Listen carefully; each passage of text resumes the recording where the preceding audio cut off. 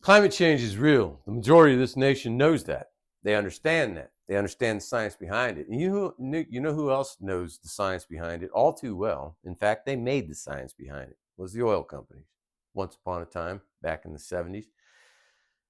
They're the ones that wrote the book on climate change. They predicted it to the letter. It just goes to show what gaslighting and covert manipulation will do in the marketplace. You can take and you can create awareness and you can build the library on the science. And then you can turn around and spend money in billions denying it. And you can actually steer a nation. Fascinating, extraordinary. Climate change is real.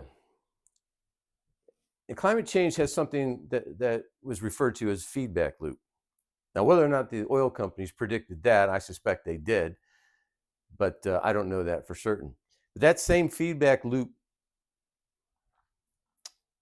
terminology, that same phenomenon is taking place in our economy, in our financial situation.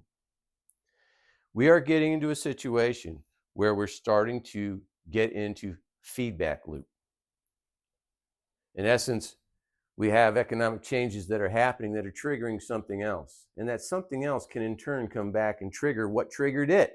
They can add to it. They can become a feedback loop. This needs to be dealt with. And we need to start taking it seriously. We're not taking our economic situation as seriously as we should be, and our government's not. And certainly this administration is not. It's extraordinary, some of the things that they think are acceptable in a time when we're dealing with a fragile economy. It's as if they don't understand the situation at all. The best thing that we can do as a people, as a nation, is we can put together a third party to give them some assistance. Get the voice of the people in our Congress, get our Congress functioning, and begin to deal with the seriousness of our financial situation. And it must happen in our Congress. Not in the executive branch, not in the judicial branch, in our Congress. And it all starts outside of our government with a third party, which addresses the core central problem that put us in this situation in the first place and that brought us the fight that we're in and the situation that we're in. It's the two-party system that brought us to this point. The only way out of this situation at this time is with a third party. Right now in our nation's history, that's what will work. The Independent Keystone Party, a party of the people, owned and operated by the people. Till next time.